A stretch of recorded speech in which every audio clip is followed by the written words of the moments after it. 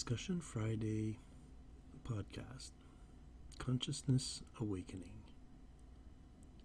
Before I actually start, I just want to remind people that this is not an approval or denial of different form of thinking, but rather an explanation of possibilities. Thank you for understanding this. Have you noticed this? We see more and more people being aware that humans are not the end-all, be-all on this planet. More and more, we see people helping animals in distress, taking pets, sometimes unusual pets, and almost invariably, you hear them say, "It changed my life. It helped me in this or that." It looks like there's a connection with the outside world that was not as common before. We communicate with other creatures that do not speak like we do, where the communication must take another route than the regular human voice communication. We notice those super animals doing super things to other animals or humans, helping each other when in need.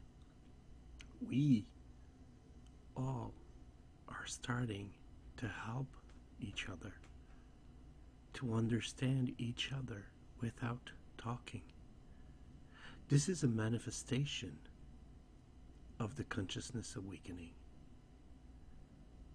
This consciousness awakening is a very interesting subject. A lot of people are throwing this term everywhere, and from hearing it, you have different reactions. One, you nod and agree because you understand or because it sounds cool. Two, since you have no clue, you just do not care, either or. Three, you aggressively, verbally or physically attack the person saying the strange and threaded word. As you know now, I'm a teacher, and well, we usually explain stuff. So before going into trying to explain why people are acting this way towards certain words, I wanted to go with an overview, very briefly really, of what those words mean. A few definitions to start with. Consciousness. Consciousness is the state or quality of awareness or of being aware of an external object or something within oneself.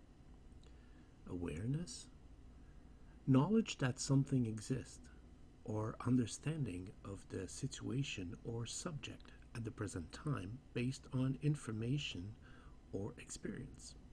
Awakening, to become aware of something. Those seems to be all good, right? And I think it is too. But is it some type of new concept or idea? Certainly not. By the way, I also teach history, so I kind of feel the need to get a bit into that too. I will keep it as short as possible to explain what I mean, and maybe you will want to look into it for yourself. So here we go. Historically speaking, the humans have gone through different phases of awakening, and here are two examples of that. The Great Awakening from 1730 to 1755. This time was a spiritual awakening where people wanted to make religion more approachable and understand that the humankind was able to think without strict religion faith.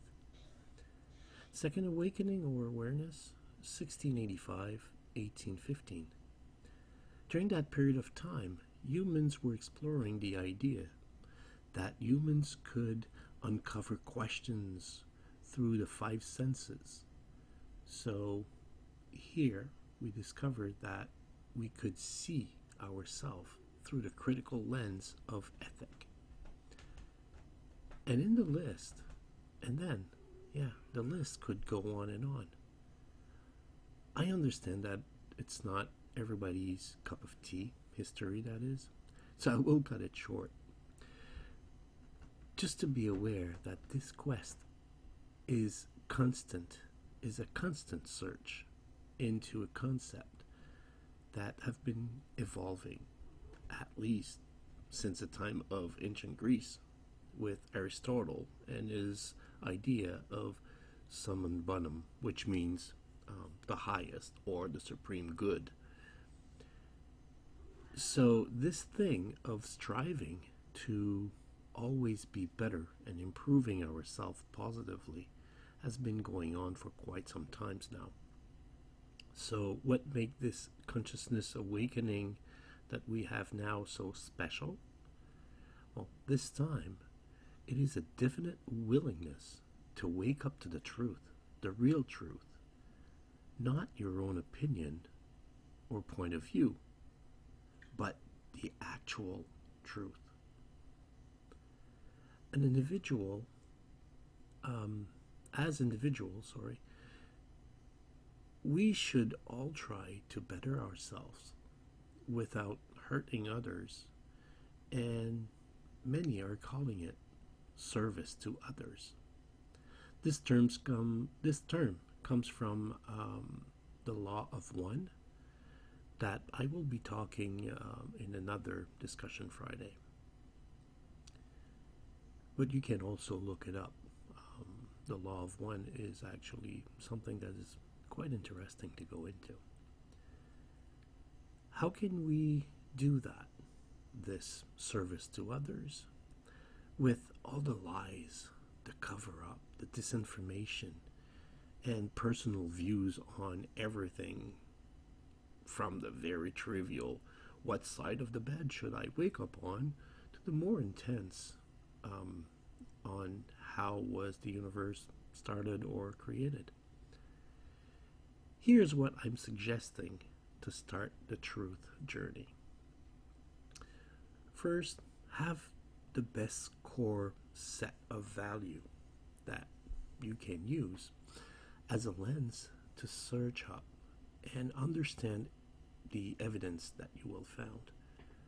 2, do your own research yourself, as this is key for your own understanding. There's no point for me to tell you what to believe, as it would not be your understanding. It would be my understanding. So, granted, you can start at somebody else's understanding and build from there too. But the point is to do the research yourself so you understand it through your own core set values. 3, with the research done on your own, you have to accept that all is not always black or white. There are many shades of gray. Even the most abject person can change if he or she so choose. It will never erase the past, but if it must not prevent the spiritual growth either. Through those 3 main points, look at what you see and compare with others willing to discuss the subject. That is also key, since their way of seeing things can be the same as your ideas or different, but it always helps to find the truth. The best analogy I can give for this is, let's say you have 3 people blindfolded, and let's pretend that they've never seen an elephant before. So you get one to touch the trunk and describe that. The other will touch the leg and describe that. And the third will touch the tail and then describe that. Now their conclusions of what is an elephant will all be different, right? Each perspective is different. All of them have a truth of what is an elephant. And it's only with the sum of all those observations or perspectives, if they do not argue on who's right and who's wrong, of course, then they might come up with a somewhat better idea of the truth of what is an elephant. So, see what I mean now? Now, I want to come back a little bit on what I was saying before. The consciousness awakening, that will give you 3 different reactions. So you understand it, and or you go with it, which is all good.